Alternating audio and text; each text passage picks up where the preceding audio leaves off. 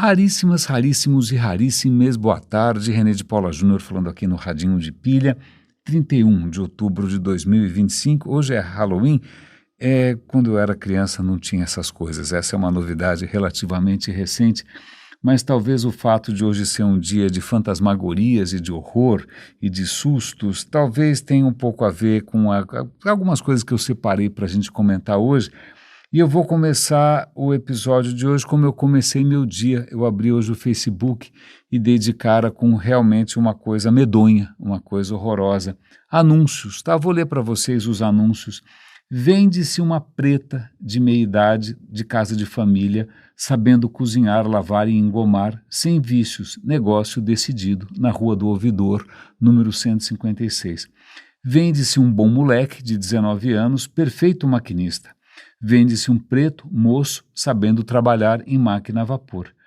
Vende-se uma preta perfeita em todo o serviço por preço barato, por lavar dous ingênuos. Vende-se um pardo de 25 anos acostumado na lavoura e sadio.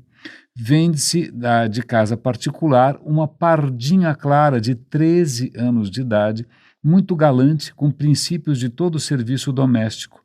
Informa-se, por favor, em casa de família, a Rua do Lavradio, blá, blá, blá. Vende-se por, não sei que unidade monetária é essa, uma preta de 30 anos, ótima cozinheira, com 2 filhos, sendo um ingênuo de 6 anos e um escravo de 10 anos, moleque bonito. Também vende-se uma casa, blá, blá, blá, blá, blá, blá, blá. Esse jornal é de 1880. 8 anos depois, o Brasil, oficialmente, mas não sei com que seriedade, encerra a escravidão. Nós somos o último país do mundo a encerrar a escravidão, depois de muita pressão estrangeira, depois de muito esperneio das elites. Eu vi essa imagem num post do Edu Lira, que é um cara que realmente eu admiro bastante, tiro o meu chapéu para ele aqui, e esse passado medonho, esse passado horroroso, de uma certa maneira, talvez se costure com algumas coisas que eu acabei ouvindo esses últimos dias. Eu estou dando uma atenção, aliás, não é nem atenção, é um deleite, é um privilégio poder ouvir a Mary Bird, tanto no próprio podcast, que é o Instant Classics, quanto também numa série de 4 episódios que ela fez com Tom Holland. Ela é uma classicista, uma historiadora, muito especializada em Roma, não é? E esses dias eu acho que eu comentei com vocês de Júlio César, né? Aliás, uma coisa que no finzinho ali eu acabei descobrindo. Júlio César era um cara tão vaidoso que ele é o primeiro a fazer uma moeda com a própria efígie. Até então, várias efígies, ou seja, vários rostos, várias figuras já tinham aparecido nas moedas romanas, mas nunca de ninguém vivo. Sempre alguém que já tinha morrido, sempre algum vai saber. Não, mas ele fez realmente uma selfie. Realmente essas figuras realmente superam. É uma surpresa atrás da outra. Mas teve um episódio também muito interessante sobre Nero. Nero, uma figura também horrível, já compareceu aqui no Radinho em outras ocasiões, e ela estava colocando ali uma série de coisas que a gente sabe e muitas coisas que a gente não sabe sobre um episódio bastante cinematográfico, né, da história romana, que é o incêndio de Roma. Em Roma pegou fogo na época de Nero, uma coisa medonha, né, e muitas vezes eu já fiz memes, inclusive com o Trump ou com o próprio Bolsonaro, né, tocando algum tipo de lira enquanto Roma estava em chamas. Eu normalmente me sirvo de um pôster de um filme da década de 50 chamado Quo Vadis. Nesse pôster o Nero está ali tocando lira enquanto Roma ardendo. É só um Photoshop rápido, troca ali as figurinhas, né, troca ali os personagens. Em inglês, porque em inglês muitas vezes é dito que Nero tocava violino, né, mas não tinha violino naquela época, desculpa, o que tinha era lira. Mas aí o episódio acaba sendo ali um mergulho em tudo aquilo que a gente sabe, aquilo não sabe, do que a gente não sabe sobre Nero. Fica aqui até uma dica de turismo, caso você vá a Roma, por favor, tente visitar a Domus Aurea. Domus Aurea, quando eu fui, tinha acabado de ser reaberta. Você só podia visitar aos sábados e você tinha que marcar horário, a gente conseguiu, né? Domus Aurea é o que sobrou de um complexo de palácios, que significa Casa Dourada, né? Casa de Ouro, o que faz lembrar um pouco o salão oval na era do Trump, ou esse salão de baile que ele está fazendo também cheio de ouro. Então, a Domus Aurea, ela foi construída pelo Nero, era um complexo gigantesco, parques, lagos, tal, e aquilo desapareceu durante muito tempo, não tinha vestígio nenhum, até que, sei lá, século XVI, por aí, 1500 e pouco, alguém cai num buraco e descobre que dentro daquele buraco tem uma gruta, o que parece ser uma gruta, e dentro dessa gruta tem pinturas extraordinárias na parede. Vale lembrar que a gente está falando aqui, ali, final da Idade Média, né, ninguém via nada parecido há muito tempo, e na verdade aquela gruta não era uma gruta, era um cômodo da Domus Aurea que estava soterrado, e aquelas pinturas em estado de conservação incríveis, com criaturas fantásticas, né, com deuses, semideuses, monstros, tal. Isso foi uma inspiração para muitos pintores, que a gente chama os pintores do Renascimento. Por que renasce a arte romana? Porque eles descobriram o que parecia ser uma gruta, né, com todas aquelas pinturas, e vamos ver como olha só, era assim que eles pintavam corpos nus, era assim que eles pintavam pessoas, não é? Nesse meio tempo todo, desde o fim do Império Romano, o que o cristianismo fez foi engatar a marcha ré na questão estética. Parece que todo mundo desaprendeu a representar qualquer coisa decentemente, né? Então aquilo foi uma descoberta, e como eles achavam que era uma gruta, então aquelas pinturas que eram um pouco fantásticas, não é? Acaba sendo chamado de pintura grotesca. Grotesca, hoje a gente associa a coisas deformadas, ou seja, o que for, mas não, era simplesmente umas coisas fantásticas que eles não estavam acostumados a ver, incluindo monstros e, seja lá, criaturas mitológicas pintadas na parede de uma gruta, e assim surge o Renascimento. Então vai lá Michelangelo, esses caras todos vão lá dar uma olhada como é que os romanos faziam as coisas. Mas vamos voltar aqui para Nero, porque afinal essa era o Palácio de Nero, e por que ele está soterrado? Porque, afinal, Nero não terminou muito bem o seu como é de dizer, mandato, e aí ele acaba morto, obviamente, e cai em desgraça, e aí depois o complexo palaciano que ele tinha construído é demolido, soterrado, não tem mais vestígio nenhum, não é? E onde justamente o Nero tinha feito ali um lago, ou seja, o que for, o Vespasiano, que é o sucessor, né, ele, para esquecer um pouco esse legado do Nero, ele constrói um anfiteatro para você assistir justamente lutas de gladiadores. Esse anfiteatro vai ser chamado mais para frente, não foram os romanos que deram o nome nisso, de Coliseu, Colosseum, a palavra que eu usei no começo do episódio, colossal.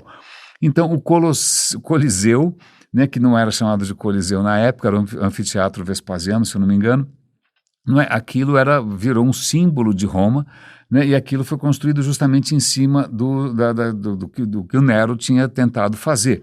Né? E o que isso tem a ver com incêndio? Veja bem, incêndios aconteciam toda hora, né? Roma era muito propensa a incêndios, você tinha construções um pouco precárias, amontoadas, prédios, uma confusão danada, um bando de cortiço, tudo era iluminado com fogo, uma hora a coisa saía fora de controle. Esse não foi um incêndio especialmente dramático, quer dizer, foi horrível, mas não foi o único, né? E depois que acabou, o Nero nem estava na cidade, então ele não estava tocando, em princípio, lira nenhuma. Ele volta correndo, porque o incêndio durou dias, não é? E aí, puxa vida, o incêndio horroroso, quanta perda, quanta morte, né? Quanta coisa destruída, de quem é a culpa, e a primeira culpa caiu em cima dos cristãos. E aí, Nero, sendo Nero, ele resolveu iluminar a noite romana com cristãos sendo usados como tochas, espeta o cara lá, põe numa cruz, sei lá o que, besunta o cara com alguma coisa inflamável, né? E os caras estão iluminando a noite romana, mais um sinal de que Roma é um lugar realmente muito estranho, né? Foram os cristãos ou não, não é impossível, porque na época era uma seita minoritária, um pouco radical, mas muito provavelmente talvez tenha sido outra coisa. Né? Talvez os cristãos tenham pagado o pato de uma coisa que realmente eles não tinham nenhuma culpa no cartório. Começam a surgir boatos de que o próprio Nero colocou fogo em Roma, que teriam sido vistos agentes de Nero botando fogo ali nas esquinas, nos becos, tal. E por que Nero teria feito isso? Justamente para abrir espaço para ele construir o seu grande palácio. isso é verdade? Jamais saberemos. Né? Reza a lenda que ele em algum momento subiu no telhado, pegou uma lira e resolveu cantar um poema, e esse poema era justamente um poema sobre Troia, sobre a destruição de Troia. Porque isso, não é que ele estivesse necessariamente celebrando alguma coisa, é porque do ponto de vista mítico, Roma, que embora Roma tenha nascido de uma maneira completamente prosaica, dois irmãos, um bando de fugitivos e tal, ela tem que inventar uma narrativa para ela mesma. Ela inventa a narrativa de que Roma foi fundada por gente que fugiu da guerra de Troia, grandes heróis, Enéas, seja lá quem for, tal. Então ela tem uma ligação com Troia, e quando ele vê Roma queimando, ele vai se lembrar da cidade irmã ou da cidade mãe, que é a Troia de Homero. Pois bem, então agora já temos aqui uma dica turística. Por favor, visitem o Domus Aurea. É só imagina que é só sei lá, um cheiro do que deve ter sido aquilo tudo, né? Tem reconstruções com a realidade aumentada e tal, mas o que realmente me inspirou a fazer esse episódio de hoje aqui não era tanto Nero, se bem que tem um pouco a ver, não era tanto Júlio César, também tem um pouco a ver, porque afinal a gente vai falar de Roma de qualquer maneira, mas é um episódio que a Mary Beard fez com o Tom Holland sobre gladiadores. Gladiadores, 2 filmes já. Eu assisti o primeiro, foi um filme super impressionante. Eu não tenho certeza se eu assisti, acho que eu tentei começar a assistir o segundo, mas eu achei tão ruim que eu parei. Eu achei absolutamente insuportável. E o Tom Holland começa o episódio, a Mary Beard é uma convidada do podcast dele. Ele faz uma pergunta: olha, se você tivesse uma máquina do tempo, você teria estômago, né, para voltar e assistir uma luta de gladiadores no Coliseu? E ela confessa: olha, eu assisti os 2 filmes do Gladiador, Gladiador 1, Gladiador 2, tem aquelas cenas todas, em princípio, bastante sanguinolentas, né, bastante violentas, mas, sei lá, eu estou assistindo aquilo e eu sei que aquilo é ficção, aquilo está numa tela. Como seria ver isso ao vivo? Eu não sei. Né? Então vamos falar um pouco dessa questão de gladiadores, tá bom? Gladiadores a gente associa, acho que a coisa que a gente, ainda mais gladiadores no Coliseu, é praticamente o símbolo de Roma. Não é tão símbolo assim, porque se alguma coisa como entretenimento de massa ou como evento público em Roma marca, né, a questão romana, não é tanto o Coliseu. O Coliseu é tardio, né, vem depois de Nero, sei lá quando é que vem, quase 100 anos depois de Cristo, mas é algo que em termos de ruína não tem o mesmo brilho, que é o circo máximo, os circos máximos, onde você tinha corridas de cavalo, biga, seja lá o que for, não é? E que acomodava uma quantidade simplesmente brutal de gente. Aquilo sim movimentava mais gente, né? Aquilo inclusive sobreviveu ao colapso do Império Romano. Quer dizer, chega um momento que ninguém tem mais dinheiro para bancar os gladiadores, a escola de gladiadores, o Coliseu, importar elefantes e tigres, isso custava uma fortuna, não é? Então, quando o Coliseu entra em declínio, quando os gladiadores entram em declínio, talvez até por uma certa influência do cristianismo, que começa a ser uma religião, né, de massa em Roma, as corridas de cavalo continuam firmes e fortes, tanto que em Constantinopla, né, que aí é a capital de Roma, já cristã, etc. e tal, eles fazem também um hipódromo. Então, o Coliseu não é tão representativo assim. Uma segunda coisa que acho que vale a pena a gente lembrar é que toda vez que mostram alguma coisa de Coliseu, de gladiadores, a multidão está ensandecida, né, embriagada com a questão do sangue, da violência, parece um bando de malucos. E não era bem assim. Em primeiro lugar, porque nem todo o espetáculo terminava com chacina, né? Nem todo, muitas vezes não necessariamente. Segundo, que era um espetáculo muito ordeiro, né? Você respeitava ali toda a estratificação social de Roma. Os senadores sentavam na frente, o imperador tinha uma bancada, as mulheres eram separadas dos homens, né? Você tinha toda a hierarquia social estava traduzida na arquitetura. Tem uma história interessante, que agora sou eu falando, eu até propus isso no Twitter para a Mary Beard e para o Tom Holland, não sei se eles vão comentar, mas você já tinha na antiguidade, na Grécia sobretudo, teatros. Teatros é aquela estrutura semicircular com um palco no meio. O Coliseu não é um teatro, é um anfiteatro. porque ele tem duas metades. Ele não é exatamente circular, mas é como se fosse circular, como se fosse elíptico, sei lá qual é a forma do Coliseu, né? Mas ele é redondo, ele dá a volta completa, não é? E isso é novo, e isso me fez lembrar um livro que eu fortemente recomendo. É um autor, se eu não me engano, alemão, o Elias Canetti, acho que ele foi prêmio Nobel, inclusive. Ele tem um livro que ele demorou muito tempo para escrever, chamado Massa e Poder.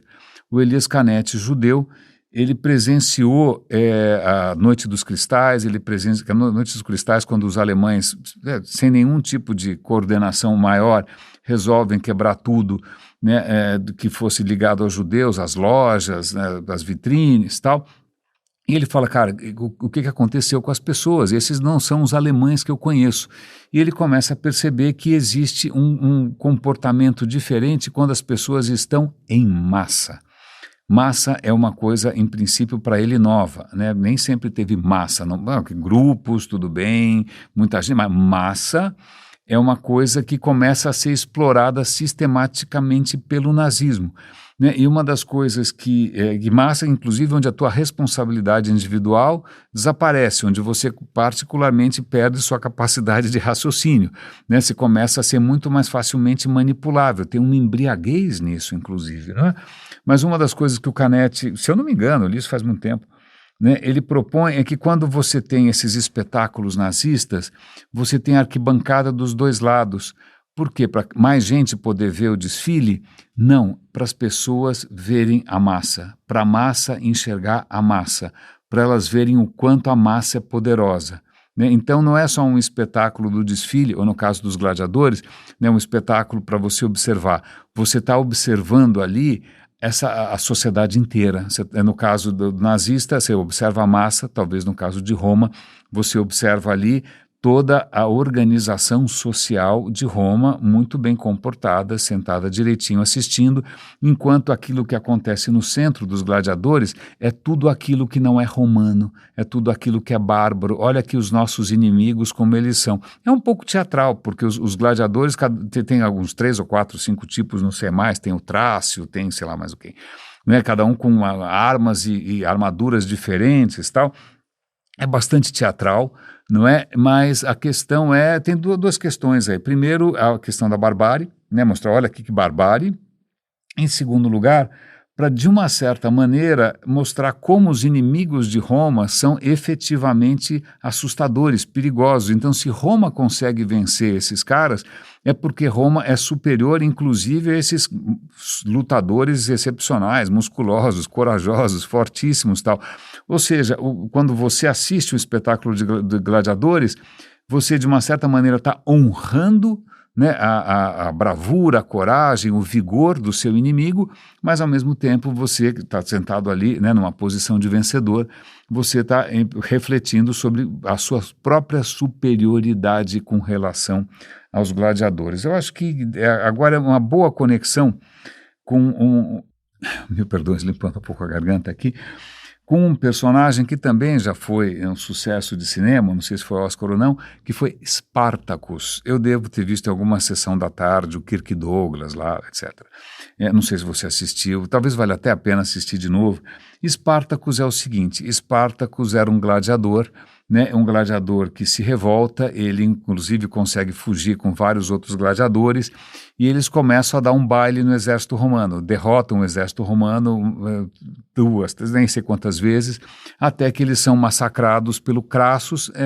Vocês não devem lembrar, mas quando eu falei de Júlio César foi um cônsul, né, ele participou de um triunvirato, ele meio era comparsa ali de duas figuras fortes, que era o Pompeu e o Crassus, né? Crassus era um bilionário truculento, o Pompeu já era um general com muitas vitórias, né? Todos eles muito corruptos, todos eles muito safados, mas quem acaba sufocando, acho que é a palavra certa, a rebelião de Espartacus é o Crassus, e ele acha, e é uma questão um pouco complicada aqui, porque quando o Crassus vence Espartacus, ele não está vencendo só um bando de gladiadores.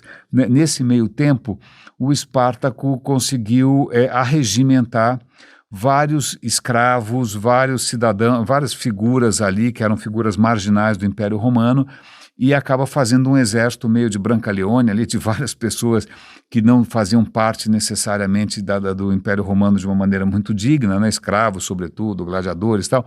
Ninguém nunca vai saber qual é o tamanho desse exército que o Espartacus acaba liderando, mas o que acontece, diante dos olhos de um bom romano, eles são escravos. Então nenhum general quer tirar a bunda da cadeira, a toga da cadeira, vamos chamar assim, para ir justamente lutar contra escravos. Isso não é glorioso, né? Porque eles são vistos como inferiores, eles são vistos como menos valorosos, né? Então nenhum general quer, aí lá vai o Crassus, fala, bom, quem sabe eu consigo transformar isso numa vitória, porque a gente já apanhou pra caramba desse cara, tal. Ele consegue vencer, mas Pompeu, que também era um cara muito sequioso de fama e poder, ele tinha acabado de fazer uma vitória extraordinária, já nem sei aonde, já esqueci, não é? E aí ele fez uma vitória extraordinária, ele acaba passando ali para meio limpar a cena, né, para dar a pá de cal nessa história do Espartacus, e ele acaba levando a glória, né? O Pompeu, quando volta para Roma, ele faz uma passeata triunfal. Existem vários níveis de passeata ou de carreata ou de motor. Como é que chama aquela bobagem que o Bolsonaro fazia, motociata? Em Roma, triunfal era a principal. Você faz um arco do triunfo, né? Você mostra lá os prisioneiros, os novos escravos e tal.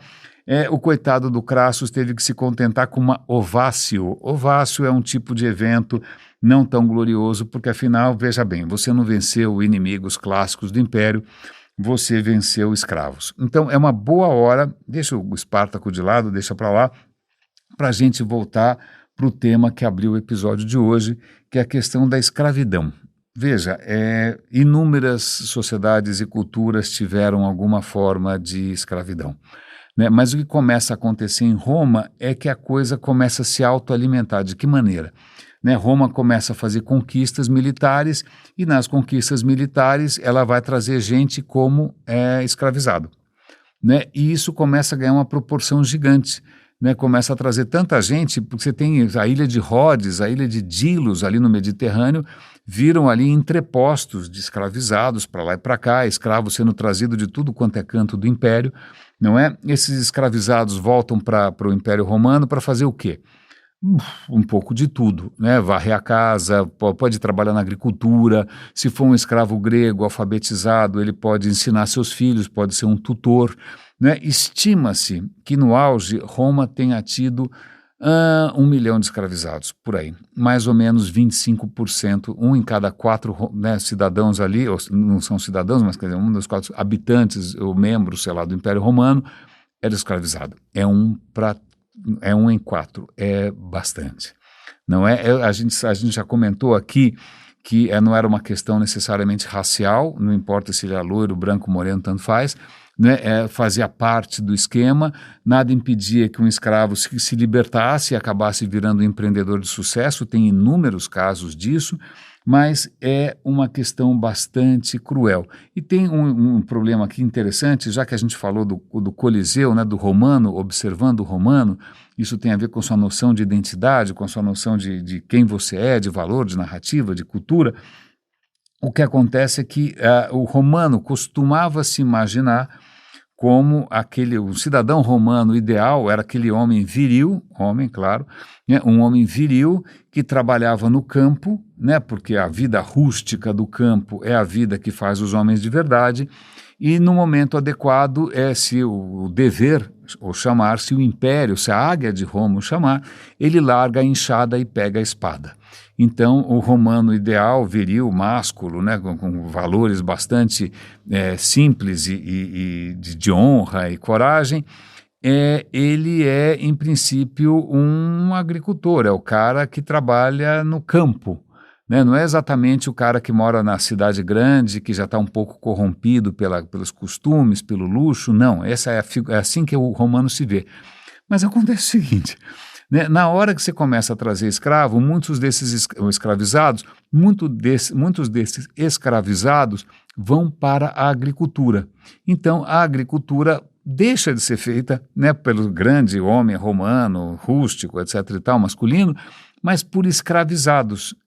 Isso é estranho. Né? Peraí, um instante só, cadê? Agora, da onde eu vou tirar meus exércitos? Meus exércitos não vão ser mais feitos de cidadãos romanos puro sangue, né? Se bem que nunca houve também uma etnia romana, nunca foi um império étnico, não é? Mas aí o que é curioso é que na hora que os escravizados substituem os agricultores, onde se enfia os agricultores? Os agricultores não têm para onde ir e eles vão justamente inflacionar as cidades. Eles vão para as cidades, porque em Roma, sei lá, durante algum tempo você tinha pão de graça, você tinha entretenimento de graça, você tinha um coliseu, você tinha gladiadores, você tinha um circo máximo, eles vão para lá porque não tem muito para onde ir. Você gera ali uma classe de gente que é não tem muita esperança de se reenquadrar no império. E uma saída para essas pessoas pode ser exatamente participar do exército, e o exército vai justamente fazer novas vitórias, e novas vitórias vão trazer ainda mais escravizados, e o ciclo vai se intensificando, vai se agravando. E voltando para a história de Espartacus, já havia acontecido rebelião de gladiadores ou rebelião de escravos, mas é uma coisa que era muito rara, sobretudo porque os romanos tinham feito ali um truque. A ideia é, na hora que você tem vários escravizados na sua fazenda, no seu negócio, o truque é misturar as origens. Porque na hora que você mistura as origens, cada um vem de um lugar, primeiro eles não falam a mesma língua, né? Dificulta bastante qualquer organização. Na agricultura, o coitado está lá ralando no campo, não tem muito tempo para ficar arquitetando qualquer coisa, né? Então, isso atomiza as pessoas, né? Em segundo lugar, se você tem pessoas que são de origem diferente, é muito difícil que elas imaginem uma narrativa comum. Então tem um caso de uma revolta que acho que aconteceu na Sicília, mas ela é justamente a exceção que confirma a regra, porque justamente aqueles escravizados ali vinham todos da mesma região. Se eles vêm todos da mesma região, eles falam a mesma língua e eles têm um senso de identidade. Mas essas revoltas, curiosamente, não eram contra a instituição da escravidão. Né, não eram contra a instituição, era simplesmente a tentativa de escapar e voltar para casa, ou para qualquer outro lugar. Era para você se auto-libertar, né? Será que foi isso que aconteceu com Espartacus, quando de repente ele consegue juntar ali um mini exército de gente solta no mundo? É difícil dizer, a gente não tem registros. É possível que ele tenha, de alguma maneira, tentado derrubar. No filme é lógico, no filme ele é um campeão da liberdade, afinal é um filme americano, né, no auge da Guerra Fria, mas você, veja, a gente não sabe. E isso é uma das questões que eu acho mais admiráveis na Mary Beard, que é justamente a frequência, a facilidade, a transparência com que ela fala, não sei, e não temos como saber. Por que o Alexandre da Macedônia foi para lá e para cá? Sei lá, você olha no mapa e só tenta entender, fica tentando imaginar, fazendo engenharia reversa, por que ele pode ter tomado a decisão. A gente não sabe. A gente sabe o que estava passando na cabeça do Espartaco? Não, a gente não sabe. A gente sabe um monte de coisa, a gente não sabe. Né? A gente pode traçar, sei lá, hipóteses, a gente pode sonhar com o esquema. Cara, muitas vezes as próprias fontes são fontes que estão fantasiando ou que estão enaltecendo demais ou então estão justamente demonizando, né? Uma das histórias que ela acaba falando que não dá para saber direito se é verdade ou não, é outra fantasia histórica de que as mulheres de elite de Roma Antiga tinham um matar especial por gladiadores e que iam lá na calada da noite, né, escolher os bonitões e ter uma noite de sexo inesquecível. Não dá para saber, né? Existe uma peça de Juvenal, uma peça satírica onde isso acontece, mas até que ponto isso é verdadeiro ou não, a gente quer acreditar, na verdade. A gente quer acreditar que o Nero, que era um completo depravado, que botou fogo em cristão, que ele foi lá no alto de alguma coisa e ficou tocando uma lira enquanto a cidade ia para o saco. A gente quer acreditar nessas coisas. Durante muito tempo, a gente não teve o mesmo critério que a gente tinha de verdade histórica. Eu não sei se, na verdade, acho que a gente está perdendo isso, né? A gente está, infelizmente, sendo prisioneiro de narrativas fantasiosas. Vale lembrar que o Elon Musk lançou a sua própria Wikipedia com coisas que ele acredita, não é? É uma versão muito curiosa, parece alguma versão perversa do 1984, aquele livro do George Orwell. Mas essa humildade da Mary Beard de confessar que, não, eu não sei e talvez jamais saberemos, isso se conecta com apareceu um vídeo para mim ali, uma entrevista com um autor que eu nunca li nada a respeito, é um autor que é um autor inglês bastante conhecido, já escreveu dezenas e dezenas de livros e sei lá o que, e contos tal, que se chama Ewan McEwan, acho que é assim que fala o nome dele, e ele está lançando um livro chamado What Can We Learn? O que nós podemos aprender. Eu ouvi um pouquinho ali, aparentemente é um trabalho de ficção, ele está imaginando um momento futuro na história da humanidade que não é muito distante, né, daqui a acho que 90 anos, alguma coisa assim, né. Eu estou curioso, eu acabei baixando no meu Kindle, comprei, baixando no meu Kindle para ler, não é porque muitas vezes quando você tem um bom escritor de ficção, como o Vonnegut que eu acabei de ler, né, e tantos outros, esses caras são uma antena extraordinária de tudo que está acontecendo e do que pode acontecer, né? Eu lembro que eu tinha um professor de sociologia na faculdade que também tinha a humildade de dizer que muitos escritores são melhores do que qualquer sociólogo, não é? Mas eu achei interessante esse título. De repente o livro nem é tão legal assim, não sei, mas acho que ele é uma boa maneira de encerrar a semana, porque acho que uma das coisas que mais mais mexeu comigo foi aquele episódio que a gente fez sobre a natureza da visão, né? Para quem achava que, sei lá, o olho é uma janela aberta da alma, para quem finalmente entender a realidade do mundo, a gente percebe que não é bem assim. Primeiro que no radinho a noção de alma não é exatamente muito popular, mas também porque o olho não é uma janela aberta. O olho, na verdade, ele já comprime a informação, ele não passa para o cérebro, sei lá, como se fosse um sinal de altíssima definição, HDMI, para passar. Não, não, não, não, não, não. Ele já joga fora um monte de informação, ele comprime, ele condensa, ele bate no liquidificador, ele espreme, e aquilo que você está vendo, que aparentemente é uma coisa de altíssima resolução, é como se seu olho tivesse meio mega de resolução, o teu nervo óptico é banda estreita, né? Então veja, aquilo que a gente considera uma janela escancarada para a verdade do mundo, não é bem assim, né? O cérebro constrói essa percepção com esses caquinhos, esse quebra-cabeça que o olho manda, que tudo manda, a memória manda, a imaginação manda, não é?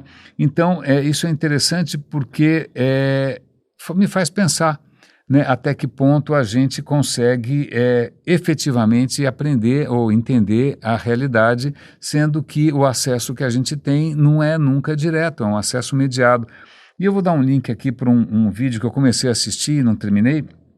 Eu, aliás, vou passar para vários amigos, quero assistir com a minha mulher, que é um exercício de o que pode acontecer com a inteligência artificial na hora que ela, sei lá, ganhar o mundo no sentido de botar o pé na estrada, não é? E uma das coisas que ele coloca ali é que esses modelos como o ChatGPT, eles foram treinados com a linguagem humana. Eles leram texto, é isso, eles leram um monte de coisa, agora estão vendo vídeo também, mas de qualquer maneira eles foram construídos a partir de palavras, não é? De palavras são uma camada muito, muito, muito distante da percepção real das coisas. E aí o que ele imagina lá é que em algum momento é possível que um desses robôs ele descubra uma outra maneira de pensar, que não vai ser por palavras, que de repente vai ser por, sei lá, alguma operação vetorial insana, ele já tem lá trilhões de vetores na cabeça, de repente ele pode achar que o inglês ou qualquer língua, né, é uma ferramenta imprecisa, ele pode achar que é mais rápido e mais eficiente pensar de uma maneira que é inacessível para os humanos, e se essa maneira é inacessível, toda a salvaguarda, qualquer tipo de proteção que a gente tenha criado, ela vai ser ineficiente, porque todos esses mecanismos de controle não vão saber o que está acontecendo, porque eles não vão falar a mesma língua, né? E na hora que de repente ela desenvolve a própria linguagem, na hora que de repente ela descobre como se aprimorar, bom, o resto do vídeo eu ainda não vi.